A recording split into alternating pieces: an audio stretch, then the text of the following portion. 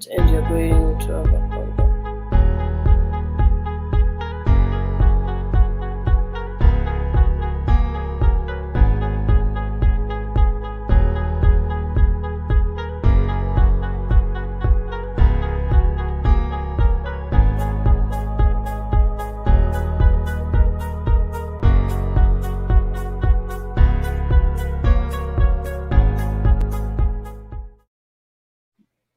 Yes, now we are live.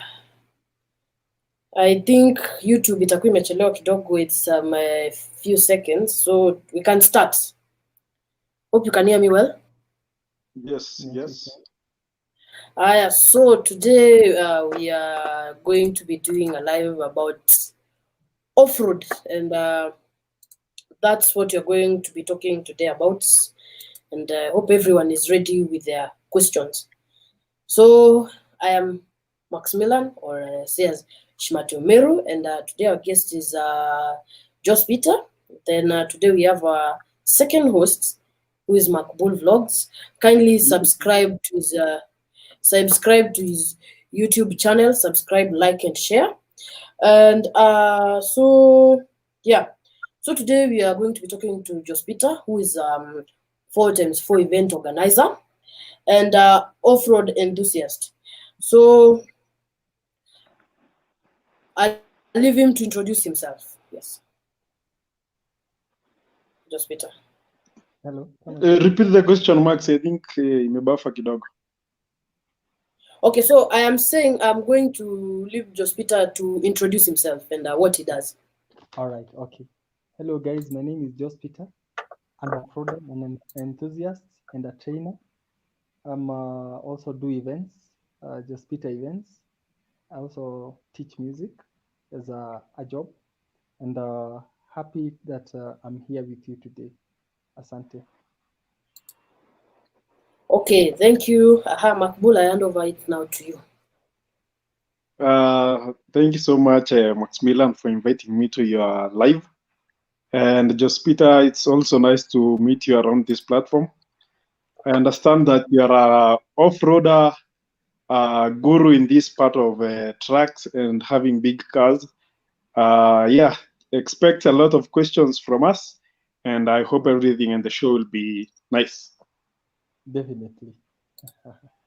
Yes, now the first question that I'm going to ask Mr. josepeter, and they've already been sent on WhatsApp and on Instagram. The first question is, what does 4x4 off-road challenges entail? Okay, great. That being our first question, 4x4 basically means you have a vehicle that has the capacity of towing, or rather pulling itself with the front tires and the rear tires. So a 4x4 doesn't mean, for example, you have a Pro Box which pulls itself with the front wheels. You have a Pro Box that comes with the front diff and the rear diff, so that it activates the front tires and the rear tires, which are going to be pulled by the engine. So that is what we talk about. We call 4-wheel drive, and it doesn't have to be a big car. It can be a small car. It can be a tractor. It can be any car, so long as it has all wheels active. Yes, and that is what we talk of 4x4. Then again, when you talk of 4x4, whatever it entails means you might have a car that can go into the forest. The complexity, how the car can handle a terrain. So let's assume you're having a Pro Box that you used to go to Shago.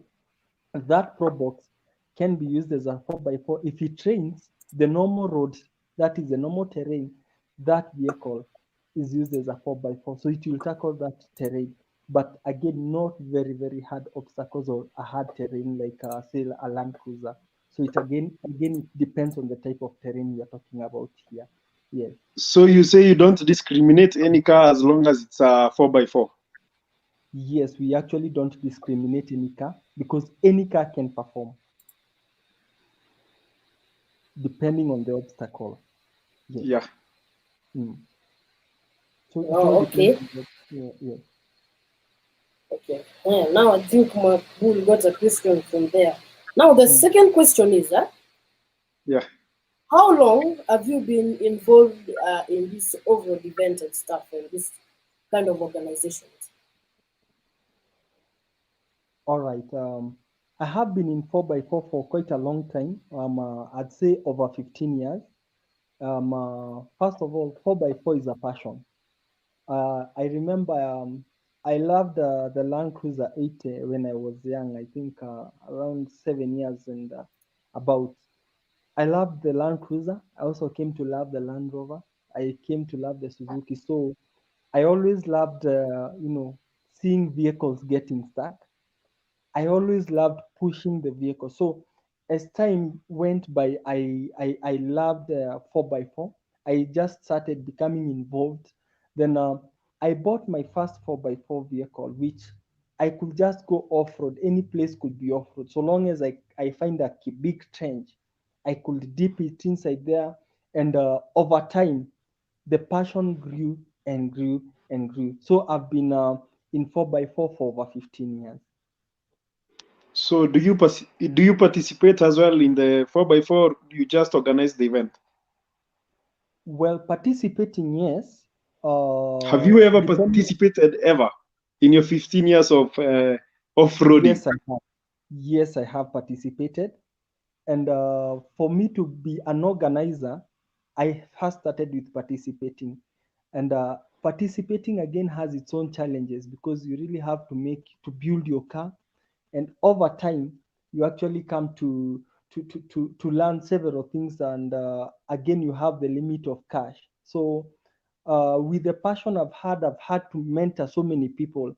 And that's how I found myself as an organizer. Oh, very well, very, very well. Yeah. Mm. Okay, I can see 15 years in off-roading. What? Yeah. Hata siongei. Ni miaka mob jo. Wacha Mingi tusiulize, sana. wacha tusiulize ni wa miaka ngapi eh? Miaka ni ya Mungu. Miaka ni ya Miaka Mungu ni ya eh? Mungu Miaka ni ya wenyewe. Mungu. God akikubless amekubless. Hmm? Yes, yes, But I'm yes. still Kweli. young. I'm still young. So, Yeah. Yeah, yeah. so swali the that question.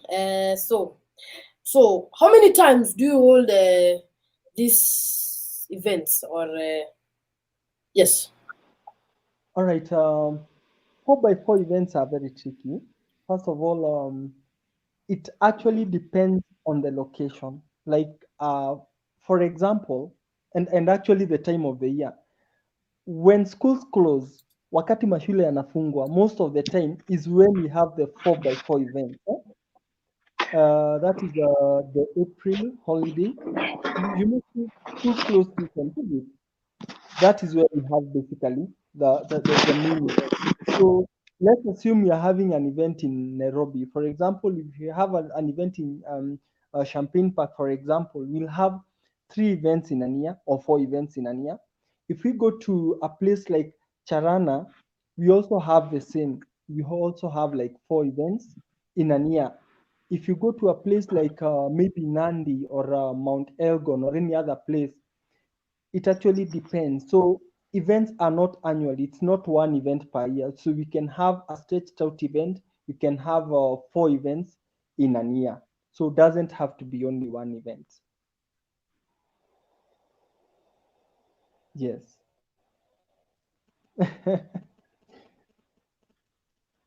So in this case, events are actually, we have to spread out events. So basically, the challenges that we usually get is mobility, and we have to move from one point, from point A to point B. So, for example, we had a challenge. We had concurrent events, like let's say 3 weeks and 4 weeks ago.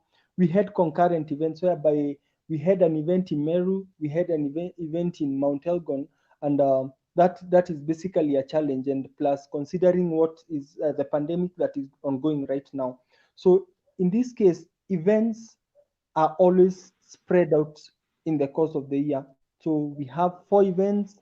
Let's say, for example, in Charana, we have 4 events. We talk of our Champagne Park, we have 4 events. Off-road explorers, we have several events. Mount Kenya off-roaders, we have several events. It actually depends on where, but again, not only once per year. Yes. So, Makbul, the next question I think will be coming from you. Uh, can you see me? Oh yeah, yeah, we are back. We are back. So I think what he has said so far is really, really encouraging. And the next question I would really like to ask is: Do you do you deal with corporate companies that support the off-roading, or do you just do freelance off-roading? All right, that's a very good question, by the way. Um, when we talk of corporate, it actually we have several different types of events, by the way. Maybe let me talk about it first of all before I talk of the corporate. So we have the competitions, and then we have drives, and in the drives, you might have drives which are you do fun drives, or you do a community empowering event or a drive. So in this case, if it's a challenge whereby magari yako kubwa inakuja inaingia kwa mashimo, that is competition. Sawa sawa. Yes. That is Yeah. competition. So that is whereby if you have a corporate group or a corporate company, that's where now they come in and market whatever they do. If So we you say don't approach them; you wait for them to come. no, you might approach to sell your idea. Mm-hmm. Yeah. So you will approach them to sell your idea. Yes. I hope you're getting me. Yeah, we get you. Yeah, you will approach them to sell your idea, and again Yeah. they'll come on board to to tell you what they can offer. You see. So in this case, Yes. let's talk of say we talk of the forest industry where they'll come in and give you trees, and I think there are your other. camera is off. Sorry We for can that. see. Yes, yeah, yeah, Yeah, yeah. we can see. Sorry, I'm back online. So Yeah. the corporates are going to come in and let's assume you have people who are like always, for example, always pad sanitary towels for ladies. They are going to come in that event as corporate so that they can either distribute free sanitary towels for the girls, and others will come in because of water. That's the corporate event. That's where the corporates come in. So again, we have the normal drives that again we usually do, like for off-road explorers, whereby we might go out on Sunday for fun. That's a fun drive. Then there's the Yeah. one we make an event that empowers the community. We go and plant trees.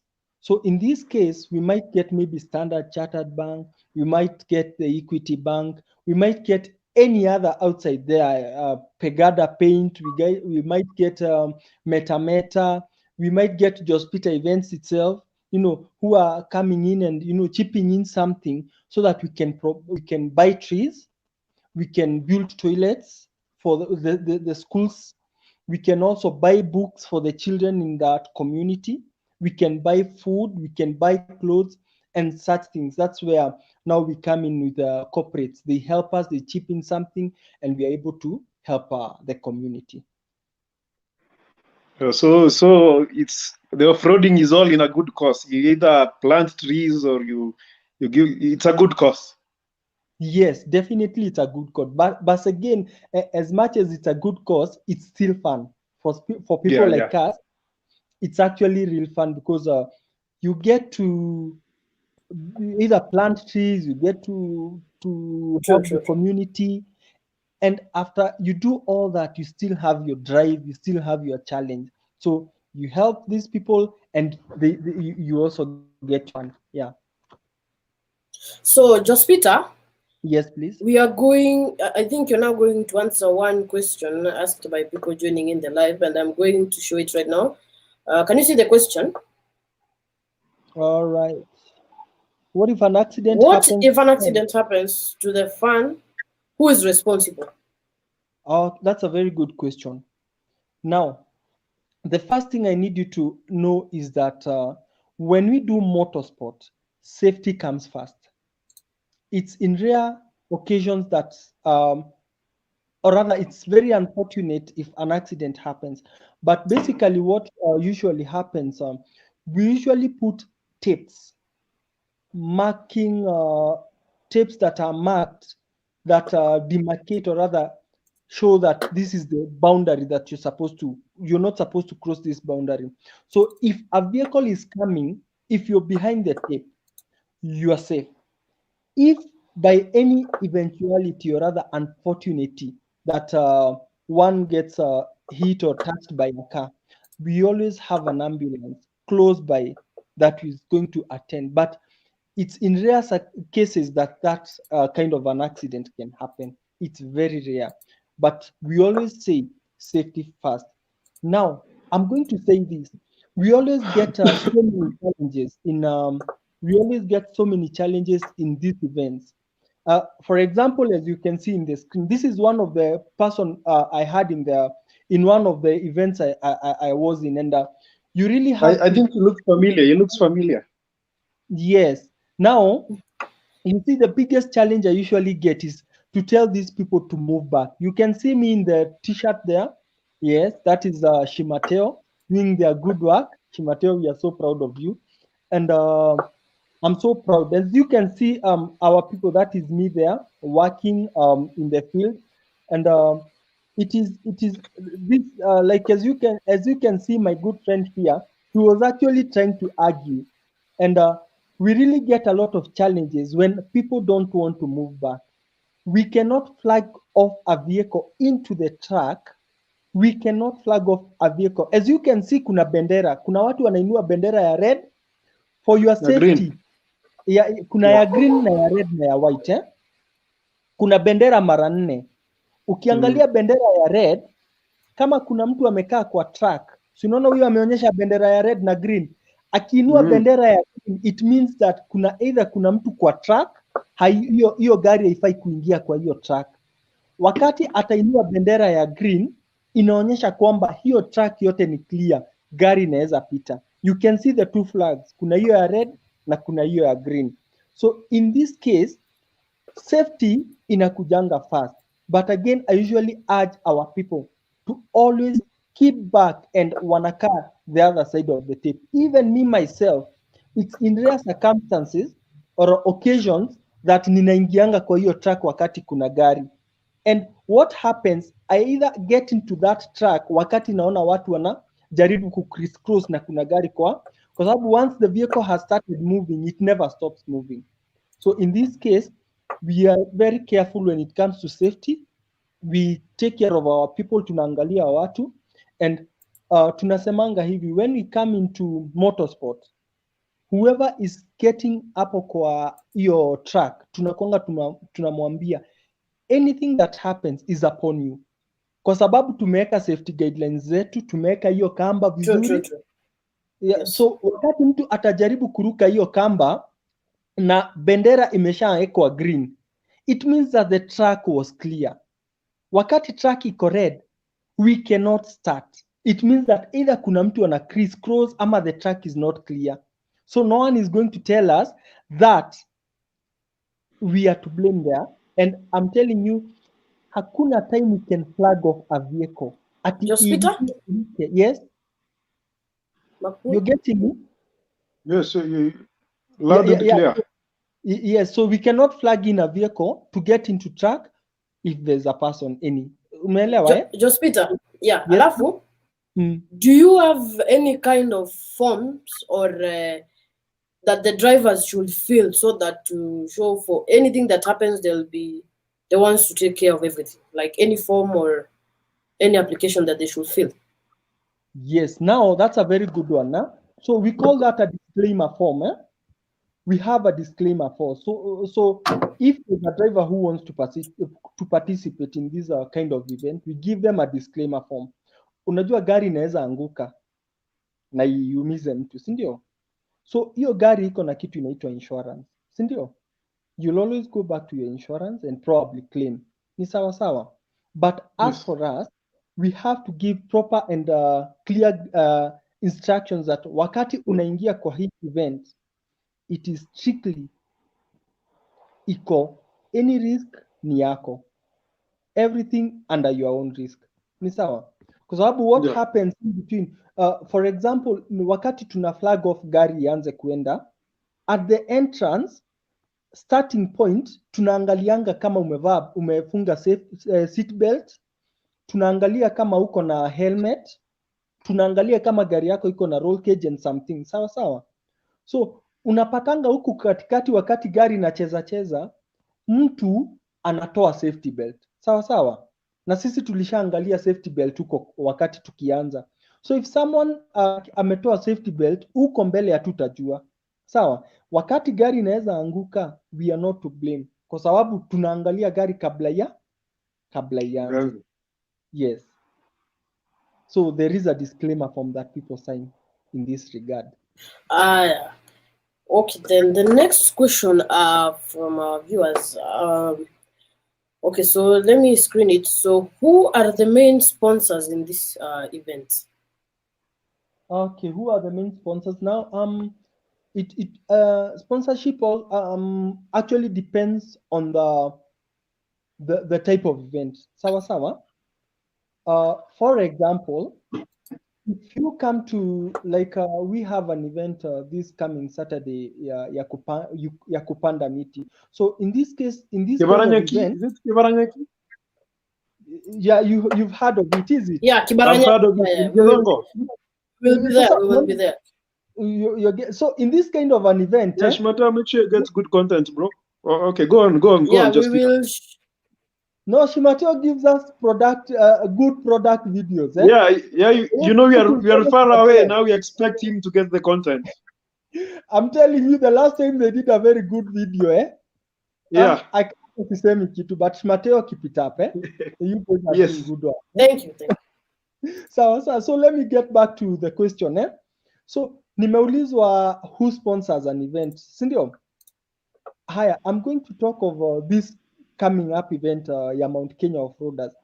So hii event ni ya kupanda miti, si ndio? Wenye wanakuwa involved sana, yes, that is Shmateo Production, one of the best anyway, ninawapenda sana. They do quality job, tunapenda Shmateo. So wakati tunaenda kupanda miti, the first one you should involve ni Kenya Forest, si ni kweli? Kwa sababu Yes. basically tunaenda kupanda miti, si ndio? And then unapata sponsors wengine wanakuja kwa sababu ya kitu kama maji. You need to give people water, si ndio? So again, True. unaenda una involve county. You can involve the county so that maybe they come in and assist in maybe buy trees and you're getting. So the sponsors all depend on the type of event you have. Kwa sababu kama ni event yenye ya competition, of course hao wanakuja kujiuza. If it's a competition, like for example Charana, si ndio? They are going to come wajaribu kujiuza. So hiyo ni tofauti na hii yenye watu wanaenda kupanda miti na kuempower community.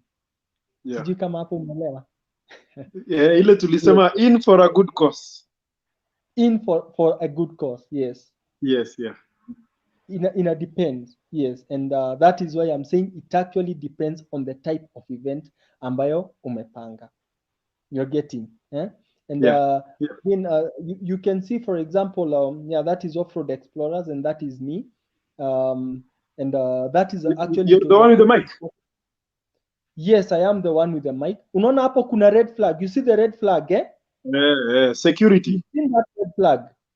Yeah. Umeona hiyo red flag? Ndio hiyo gari itoke ipite, ni kumaanisha kulikuwa na flag ya green. You see, Yes. Yes. Now, in this case, this is what happens, Any person who is a sponsor, wakati watu wanakuja hivyo, anajiuza.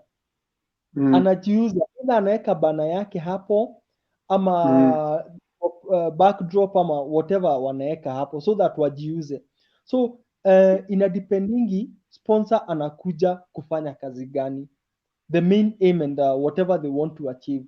by the end of that But particular. the main question was, do you get something from these sponsors? I mean, these sponsors, since when do we organize an event? Oh, yes, we actually do. We actually do. Sorry if I had drifted kidogo. So we usually get something from sponsors kwa sababu making an event is quite expensive. It's quite taxing, it's Yeah. expensive na ni ngumu at times. So wanaweza kuwa wana chip in something. It actually all depends on the type of kama for example, you can see off-road explorers hizo reflector wamevaa. In Charana off-road explorers ili provide marshals. Sawa. So in this case, Yeah. unaona it's quite expensive to make an event by yourself. So you need sponsors wakuja wakuchipin something so that you are able kutengeneza the event as a equal success. Yes. Sijui kama nimejibu hiyo. Umejibu vizuri Okay, kabisa. imejibiwa vizuri. Tumeona vile safety measures ziko sawa. Yeah. Signing of umeniambia inaitwa what is it called? You have mentioned it right now. The Off-road form. explorer. What? The form before you. Oh, the disclaimer. Yeah, the disclaimer. Yes. Yes. So the next question: what are the categories of these specific challenges, and what do they contain in these challenges? Good. Now, categories zinakuanga mara tatu. We have the beginner category, we have the intermediate category, and then we have the expert category. So maybe I have to elaborate one by one. Sawa. Hiyo gari unaona hapo on screen, it's a Suzuki. That vehicle is in the beginner category. Hiyo gari haiko modified. Modification haijawekwa mavitu mingi, ile imewekwa maybe tu ni miguu and it's a normal 4x4 ile unaweza tembea nayo kwa barabara bila any modification. Si unaiona vile inakaa In fact the same case applies to the white pickup that ilikuwa inapita hapo. Hiyo gari inaweza tumika kwa any terrain, ukienda nyumbani, ukienda ushago, kwa barabara. That is a car used for the beginner. Sawa sawa. Now that car is not modified. Beginner category haina challenges ngumu. You are getting me, Beginner category doesn't have a very difficult challenge. Hiyo gari unaona hapo now, that yellow vehicle, that is the expert category. But now before I come to the expert category, allow me to talk of the intermediate category. So do you choose cars for beginner and expert categories, ama what happens? Very good. Now what happens for the vehicle to be any stage in this case, mwenyewe akikuja ndio ana choose. Mwenyewe akikuja ndio anasema mimi nitaweka gari yangu beginner. Mimi nitaweka gari yangu intermediate. But let me tell you, gari ya beginner category haiwezi cheza expert category. Kwa sababu unaona hiyo gari unaona hapo, that red we call it the Bigfoot. It actually belongs to Rizwan. So that Bigfoot vehicle haiwezi cheza kwa beginner kwa sababu ikienda kwa beginner inaenda tu ni kama hakuna any challenge. That is an expert category vehicle. You are getting that Unimog you see there, that is Unimog. It belongs to one Mr. Kanyari. So that vehicle hawezi Mr. Kanyari. Yes. Hiyo gari hawezi peleka kwa beginner kwa sababu it's too modified. Imewekwa miguu kubwa, iko na shock absorber kubwa, iko na D-flocks, and hiyo gari hakuna challenge haiwezi. And you can see someone alikuwa anajaribu pia kupanda as an expert, kutembea kwa miguu akapata. It was such a very big challenge. Watu wakamtekelea. Yes. Yeah, and what I'm asking about being fair, from what I remember during Charana, as you can see from this part, yes, people were complaining when you wanted to add water on the ground, but yet for the first vehicle, you did not add water. But this second time for the other cars, for the Bigfoot, you wanted to add more water, and why the people are complaining a lot. So how do you deal with this stuff, and how fair is it? Okay, now I'm going to say this, with all with being fair, the first vehicle that tried to go up that hill was I had actually there was water. There was water that was flowing down. Sawa. So what happened in that challenge was when the second vehicle started to come up, the water was removed. I like being fair. Sawa. There's no way you could let water imwagike kwa hiyo magari ingine, imwagike kwa gari ya kwanza na ya pili hakuna maji. So in this case, when people really want, scream tuongeze maji, I don't move with that kind of an emotion. But I move with the reality that the challenge must be performed as it was planned. For example, that challenge going up the hill, the challenge was the hill must be watery. The hill is so challenging, must be so watery. That is why kulikuwa na maji. But again, water was not supposed to be in excess. So in this case, when the crowd still shouts, maji tuongeze, it's a competition. I always tell people, it's a competition. It is played by men. It is a game played by men. So in this case, controlling the crowd is you have to stand with your ground. Unajua vizuri, it is a competition. You have to respect the rules that you laid down. Wakati kila mtu anaanza event, the driver is the competitor, sio hawa wengi, sio spectators, kwa sababu driver akijaribu kumanipulate event na kukua na crowd, inaitwa kukua na crowd bullying, what happens? You are going to be disqualified. You are getting. So you'd rather being as a driver ukue neutral and listen to what the judges and the COCs wanakuambia, because you end up losing marks when maybe unajaribu kufanya crowd kuapplaud na maybe something wrong. You are getting my point, eh? Yes, yes. Yes, please.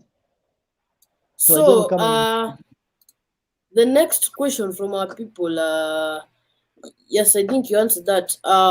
What is your next big event as Off-Road Explorers? We are really looking forward to this. our next big event.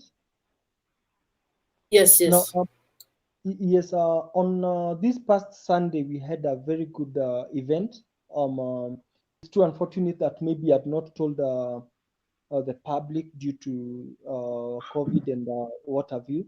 What I usually do is I usually respect our off-road brothers. So in this case, by the end of the year, Off-Road Explorers is going to have drives, but not a competition kind of a thing. Reason being, I hope you can see me. Can you hear me? Yeah, we can hear you and see you. All right. So in this case, Off-Road Explorers. Oh, thank you. So Off-Road Explorers itself will have drives, but not the competition themselves. Reason being, there are so many competitions in between now and December. So we work together in unison with our brothers. We work together with Charana, Nandi, Mount Elgon, Champagne, and the others. So we don't bring because we have to work together because we are using the same people, the same cars. Ndizo zinatoka hapa, zinaenda Meru, zinaenda Mombasa, zinaenda Nandi.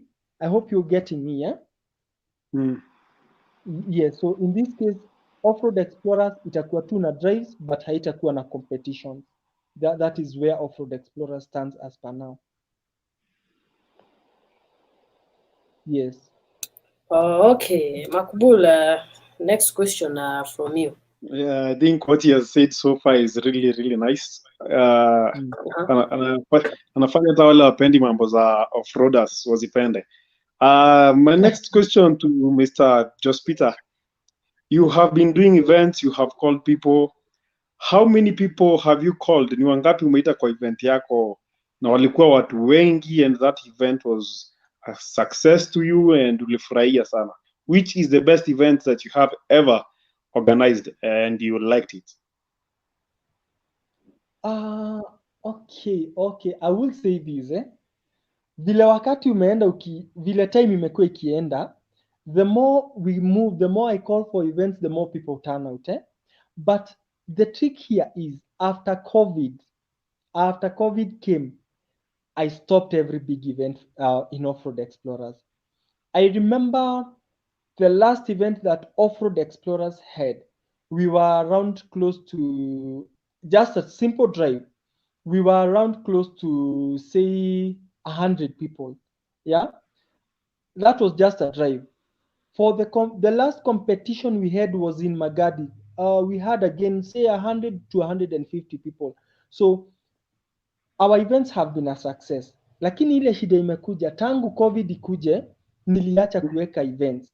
In fact, wakati events zilifunguliwa na rais, that is the time we have started doing drives. But hapo katikati, people were asking me, can we do events? But again, we have to respect the government. So in this case, Off-Road Explorers, like for example, the drive we had this past Sunday, I believe we were around 30 to 40 people observing COVID nini hiyo mambo ya Ministry of Health.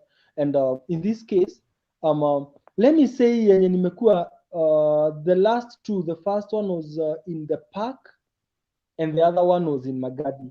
So that is now for Off-Road Explorers, and ilikuwa mzuri na ilikuwa na watu wengi sana. Of course, so many people. I usually do one-on-one call na hawa watu wanakuja, and people actually, when I shout, I give a call, people usually turn out because I'm an organizer. I know the serious people, the people who are not serious. Again, kuna wale watu wanataka kukuja na hawana magari. Hawa watu will always accommodate them. Nawaambia kujeni, nitawatafutia gari yenye mtaingia. Yes. Yes, so I hope it's good that we have heard your using the Ministry of Health instructions that you have been given in your events. Na I hope pia ingine Mount Kenya Kibara Nyaki mtatumia the same rules, which means your event will be good to go. Definitely. Yeah, that's nice. Hiyo lazima, unajua we have to follow the ministry's rules so that we pia kuwa na tunafuata sheria ya serikali. It's very important. Over to you, Shmateo.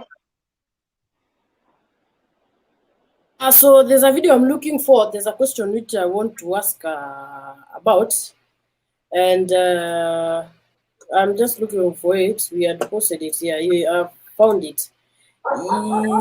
Yes. So on during the Lukenya Day, there was forest fire, and thanks to the ministry or the government, or you guys looking for a fire engine that was on standby. As you can see, there was a fire. As you can see from the clip. Was the fire from cars or from? So from what I got to hear is that there was someone who was doing some. They were cooking. Yeah, they had carried their jikos and stuff. So makaa ikaanguka chini, then the dry grass kashika moto sasa. So the risk was if the cars now starting blowing up everywhere and stuff. Now, yes. Okay, so Mr. Josepeter, how has COVID affected you, and what kind of measures are you putting in? Okay. Now, in this case, when COVID came, sorry, let me.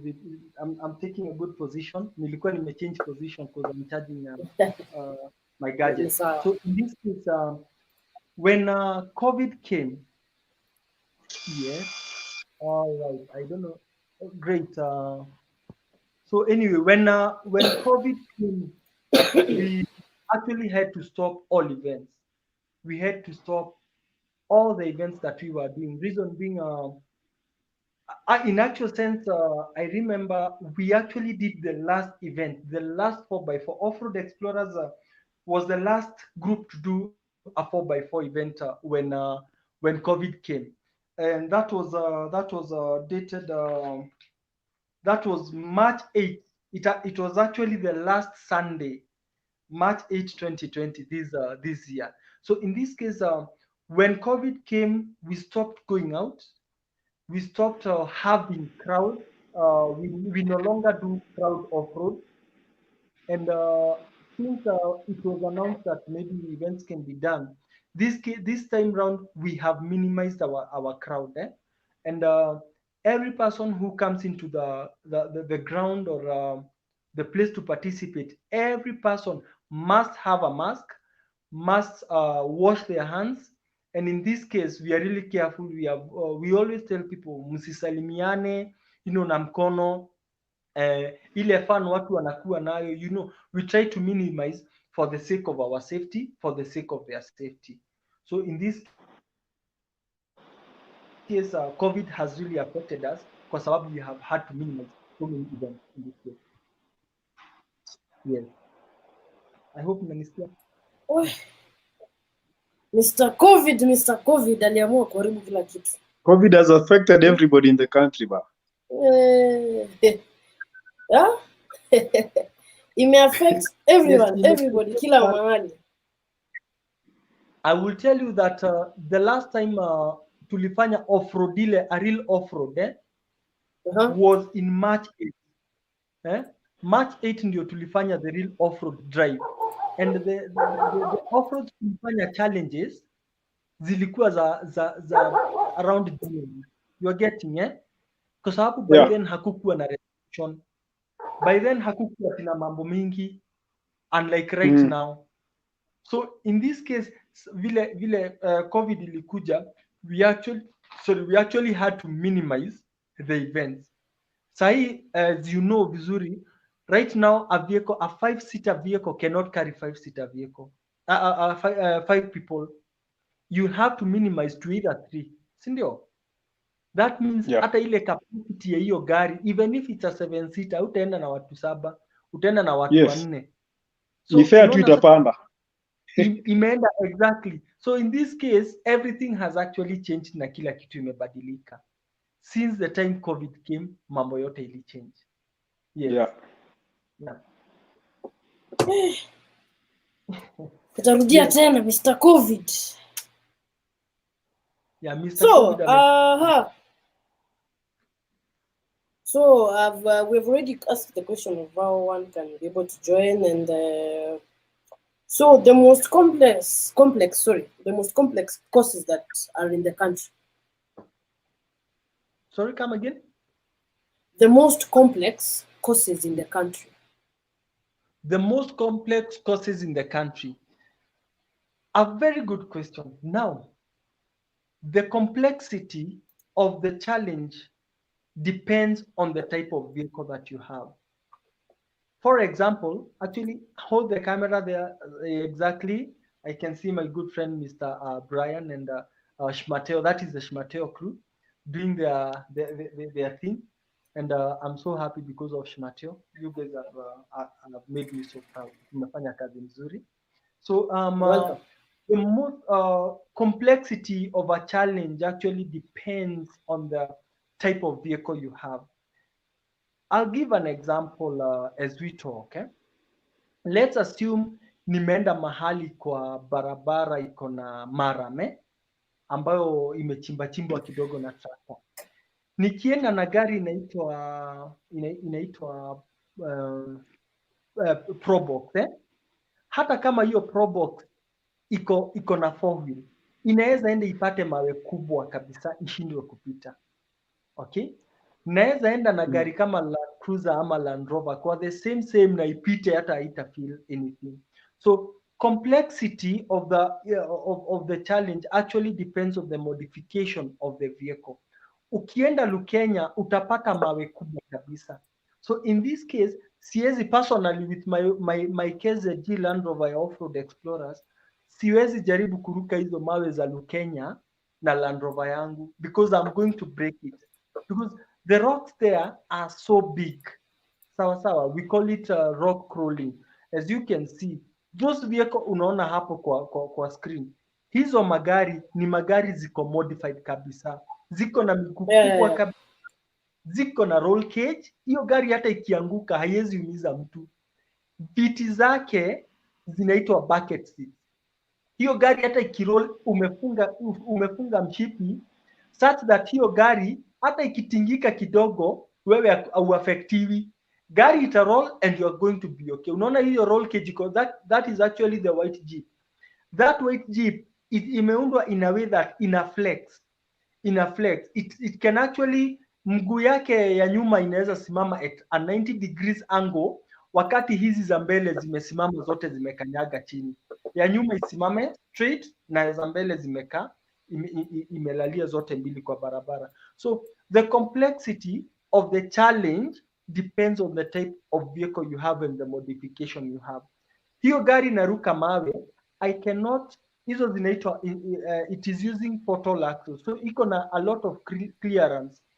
When you go to Champagne Park for example, wakati unakimbia Champagne Park, if you want to do a challenge in Champagne Park, let's assume you want to do an intermediate category challenge, ukienda na gari ya kawaida hautaweza kufanya intermediate.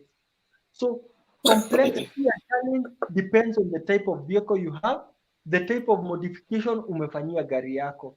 So in this case, complexity, the challenge depends on the type of vehicle you have and the obstacle you are going to tackle.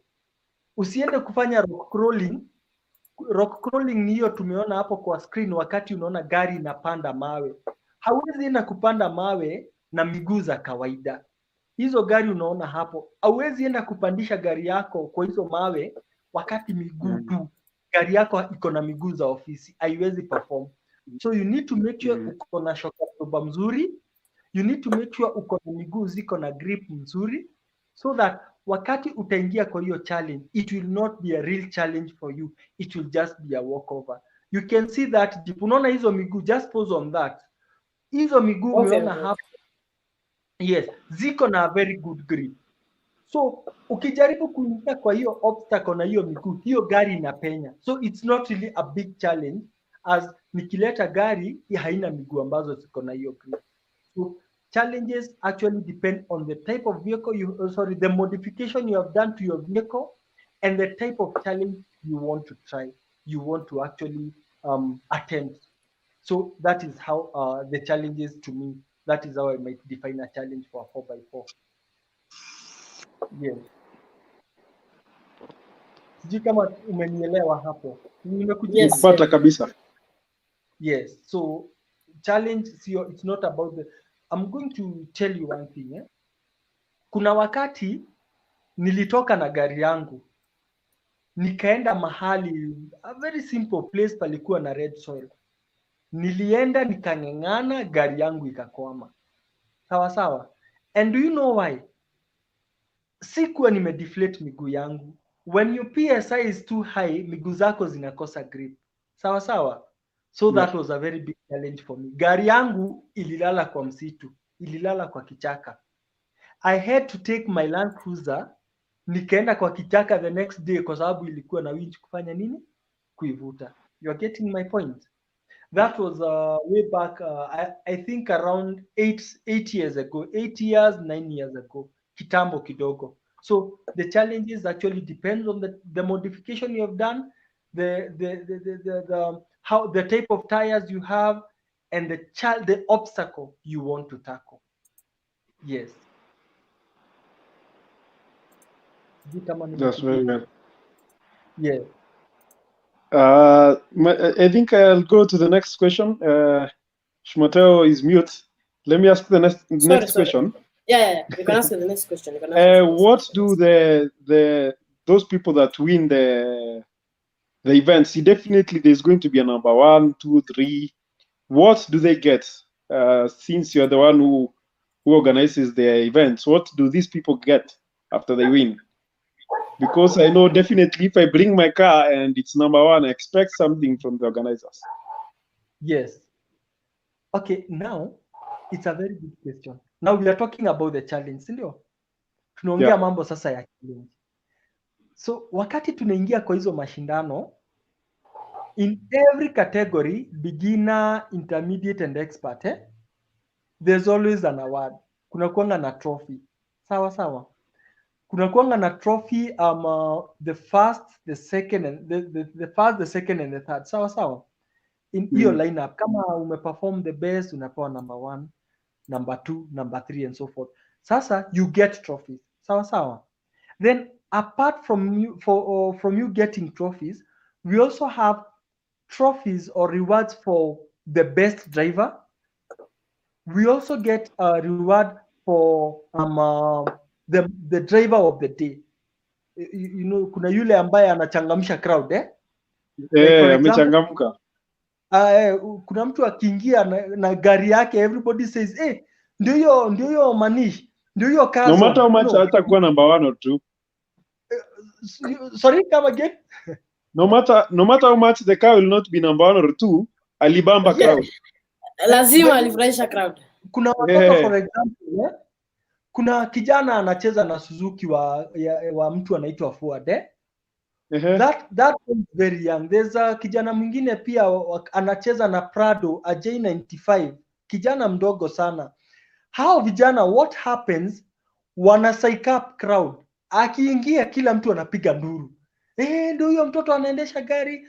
Kuna huyu mtoto mwingine pia tunacheza na yeye anaitwa Munene. You remember the story, yule wa Mount Elgon, unamkumbuka?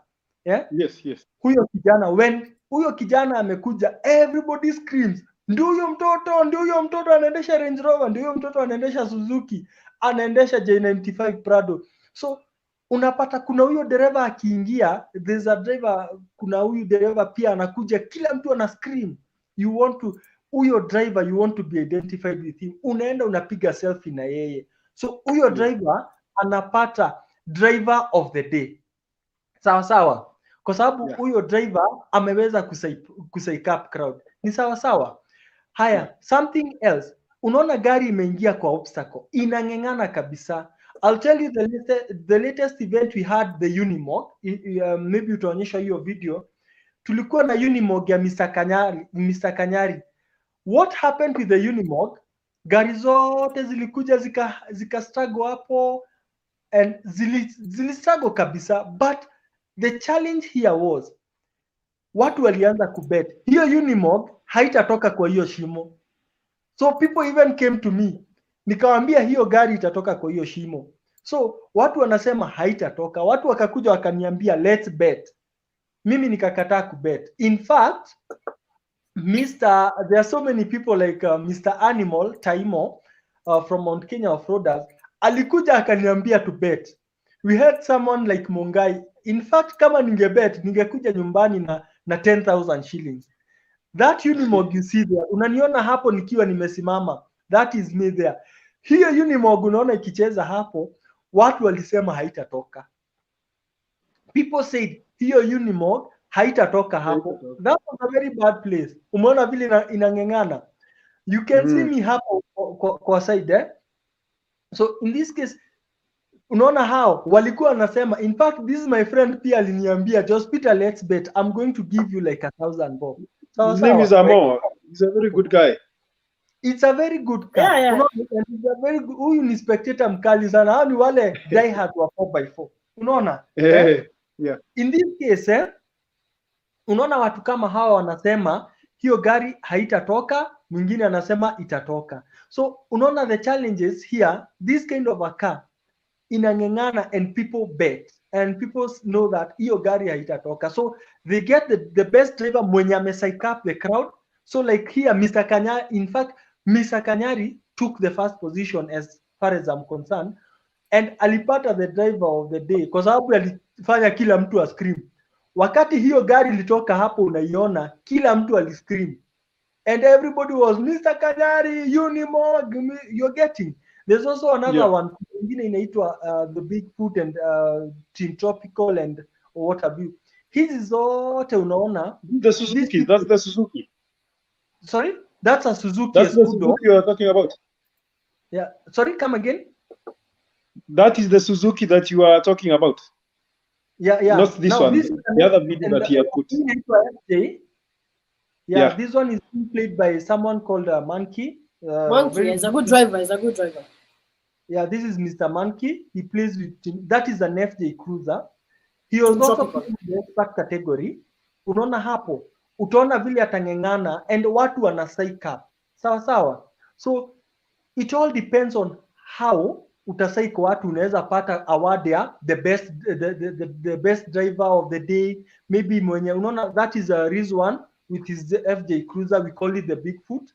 Unaona huko tumeondoa watu, hakuna spectators huku kando. Unaona, apart from me mwenye ninateremka. Si umeona? So spectators wako nyuma. So safety inakuanga very key. Sawa sawa. So Yes. the question was about the awarding and how people get easy awards, ndio?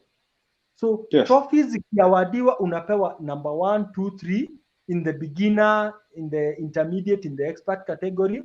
Kuna hiyo special, like for example we have a special category whereby unapata kuna mtu ako disabled na anacheza na gari, sawa sawa, huyo pia tunampatia award. Unapatanga pia kuna junior category, kuna wale watoto wanakuja wanacheza. Pia unapata kuna wale wanakuja na zile tunaitwa quad bike. Pia quad bike iko na kategori yake, tunapata the best driver, the best mwenye aliweza kukimbia.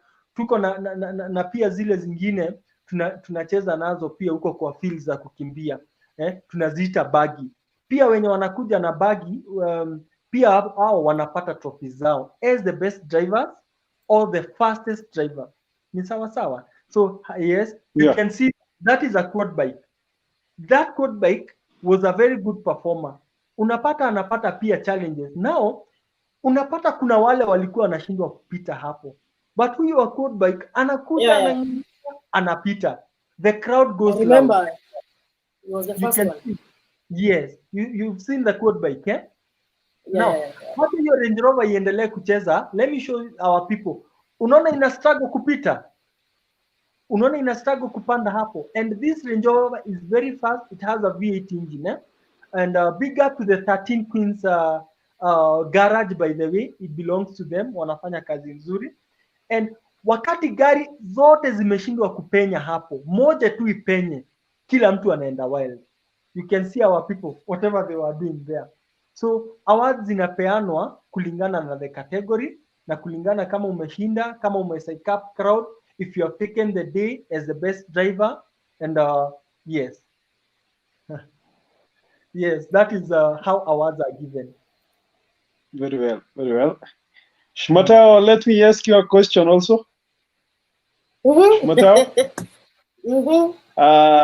you seem very interested with the 4x4 challenges, these big cars. Do you think one day you'll be on the track? Yes, even I look forward for Kibaranyaki nione kama nitaingia track. I dare you. I dare you. You dare me. You dare me. You dare the small one. You know what you'll do, eh? For the Kibaranyaki, you know, for hiyo ya nini, it will be about planting trees, eh? I dare you to come to Charana, all right? I dare you to come to Champagne Park and get your vehicle into the main challenge. Unajua kuna challenge na kuna drive, eh? Yeah. I tell you, I dare you. Haina shida, Charana iko hapo, I'll do practice. Exactly. You dare me, sawa. I really dare you. You see, when I take people for drives in off-road explorers, nakuanga na two routes, I have the daredevils like me, and I have the normal vehicle. Ukikuja tuenanishe pamoja in our drive, what I do, tunatumia bara moja, but ukiingia kwa obstacle, kuna wale wanaingia kwa obstacle kama mimi, sawa? Lakini kuna wale hawataki kuuza gari zao, nawaambia piteni kando. You're getting my point, eh? So yes. I want to dare you to come and see rather experience the big challenge. Yeah. It is not a joke. Yes. This challenge. Perfect. And I want to see you do it. It will be amazing, I tell you. I also want to challenge anybody outside there. Makbul. Yes. Makbul ile Prado. We were challenging you, Makbul. You are Prado. You know gari ndogo, bro. Makbul the Prado. Yeah. My Prado cannot go like that. No, it's challenge. No, easy vitu ni very interesting, eh? Yeah. Do you know what happened? Do you know what I did some time back, eh? I had someone who had a 70 series Land Cruiser, eh? And he works with my car. It's called my car garage, eh? So This guy was so much afraid of getting his Land Cruiser kwa challenge. It was actually a very good drive. Remember, it was in Gong Hills. So jamaa akaingia tu mara moja. Wakati aliingiza tu kichwa kwa track hivi, adrenaline ikacharge, ikapanda. So all the challenges ni yeye alikuwa anatuongoza. You are getting. So trust me, Mateo, you'll find yourself ukiingia expert category na hiyo gari yako. Lazima. Yeah, kabisa. Yeah, I can see people are saying we should go for Champagne Park. Yeah, from Vedic. Thanks so much. Your challenge. So I think now tunapaswa kuwa tuki-finalize now because we have taken almost a full hour. We should be now finalizing on I think I asked one question, Ishmael. I think I asked one question, you ask another, and then the crowd will ask the final question. Yes, no, people who are commenting there, I can see you have received over 10 comments right now. So guys, I would like you can answer like 3 of them. Yeah, so I think these ones are not much of so I can see people are saying Mateo end on a 79 series. We are getting 11 fire from Rispa there. Kabaki HD, remember guys to subscribe on his YouTube channel too. And Vedic, same, subscribe to his channel. We already answered Brian Monene's question. What if you want to join the competition? What's the qualification? I think you already referred to that question. Yes, and yeah, that's all. And he replied, thank you, well answered. So, yes, I think those were the questions that people were asking. I think, Makbul, you can ask your last question so that we can be able now to finalize on the live. My last question to Mr. Josepeter. Yes. I'm asking, since I've never been to these events, I've never come to any 4x4 challenge. I want you to promise me that utanishika mkono nikikuja. You're so much welcome. I'm going to tell you this. Nimeleta watu wengi sana kwa offroad. Na siachiliangi watu wangu. In fact, if you come to Offroad Explorers, utajionea ninakuanga nimeshika watu mkono. And I'm going to hata mimi usinisahau. I cannot forget. Chimato amefanyia kazi kali sana. The videos, I'm telling you, in fact, kuna ingine alichukua na drone. It was very nice. But to your question, umesema nisikuachilie. So vile naweza sema ni kwamba I usually train people. Watu wanataka kutrainiwa mambo ya 4x4, wananitafuta, wananipigia. Unaona kama hiyo. That is the track we have to make. Kwa sababu kuna watu wanakuja na buggies, wanataka kuparticipate na buggies. So what we did, tunaenda kwa track, hawa watu tunashikana nao, tunaenda kwa track and we make proper track kulingana na guidelines za motorsport. Ni sawa sawa? So in this case, kuna mtu akitaka kujoin in, mtu akitaka kuparticipate, all you just need to do, chukua hiyo simu yako, nitafute, tujue vile tunaweza. Mr. Shmateo, am I allowed to share my number on this forum? Yeah, if it's okay with you, we can share your number. I would like kindly if you read it to me right now so that we can share the number right now. Oh, okay, great. 0721 0721 54 54 34 32 34 32. Sorry. Okay, so 0721 54 34 32. Abu, kindly repeat the number again. 0721 54 34 32. 54 34 32. Yes. I think you should be able right now to be seeing it. Just a second. Yeah, if you can continue, I'm going to screen it. Yeah. Okay. So is it that one? Yes, that's my number. 0721 54 34 32. Yeah, that's my number. So in this case, I always recruit people. And again, I always challenge people. When there's an off-road drive, join that off-road drive. What happens? You will end up gaining some experience with any vehicle that you have. When I say any vehicle, you can use a Vitz, you can use a Prado, you can use a Land Cruiser. Sawa sawa. When you come to Off-Road Explorers, I have accommodated every person. Niko na, when I do a drive, as I told you, natengeneza track mara mbili. Niko na track, hautaingia kwa challenge, unaweza drive past that challenge. Sawa sawa. So ninakuwa niko na gari ndogo two wheel, akina Nissan AD, akina Probox, akina Rockies. You see those small vehicles. Niko pia na watu wa motorbike. All these people siwaachangi, ni sawa sawa. So I always accommodate all these people. So even you, when you come, you will feel accommodated, you will feel appreciated, and we love everybody. We take everybody. Thank you so much. Thank you so much. So thank you so much, and big ups to our one and only director Gato and our director Ali Minsri. And guys, there's a short thing to say. Hey, comments zinakuja. Okay, so I have a comment to josepeter from Brian, and he's saying, cheers a lot to josepeter crew for encouraging young men like us and also preserving the environment of planting trees. Nice. Yeah, from Monene, thank you so much. We are big ups to you where you are. Tunajua mali uko, asante sana. Salute you. And Big up, Mzito. yeah, big up. Yeah. So I think Umefanya the final vizuri, question Max. is to you, Ama. Haji Shmata. You have more Okay, let's comments? just go. Okay, You leave can read the josepeter's contact below. So josepeter, this person called Vedic Youngin, they have a movement called the CGG movement. They usually take cars to tracks, and they like a bit of off-roading with Prados and stuff.